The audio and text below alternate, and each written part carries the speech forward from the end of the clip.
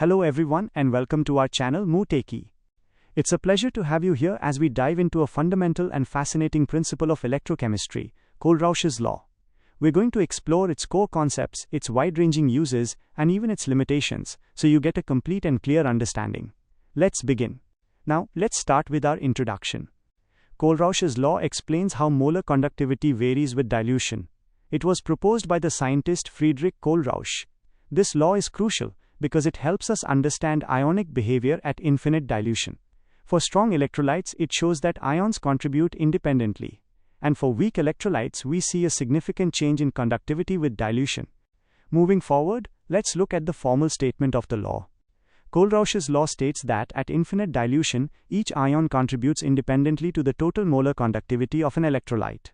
We express the limiting molar conductivity as lambda infinity equals lambda plus infinity plus lambda minus infinity. This means ionic contributions are additive and intrinsic to each specific ion. And this powerful idea helps us calculate key properties for both strong and weak electrolytes. Now let's build on that with some more important points. Strong electrolytes, while fully dissociated, still have ions that interact at higher concentrations.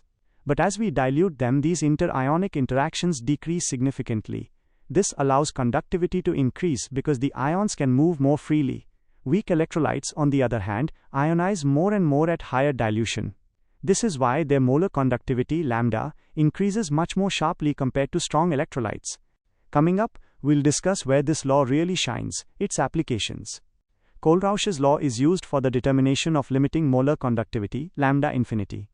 It allows for the calculation of the degree of dissociation for weak electrolytes. We can use it to determine dissociation constants. It even helps us calculate the solubility of sparingly soluble salts. In analytical chemistry, it's a tool for ion identification. And it's incredibly important in medical and biological studies involving electrolytes. But of course, every model has its boundaries. So what are its limitations?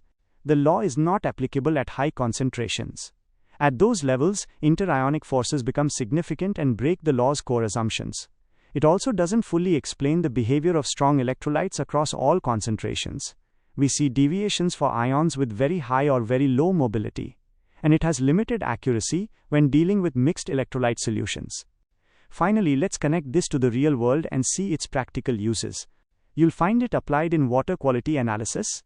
It's used for determining ionic contamination in various industries. The pharmaceutical industry uses it for electrolyte testing. It's vital in the design of electrolytes for batteries and fuel cells.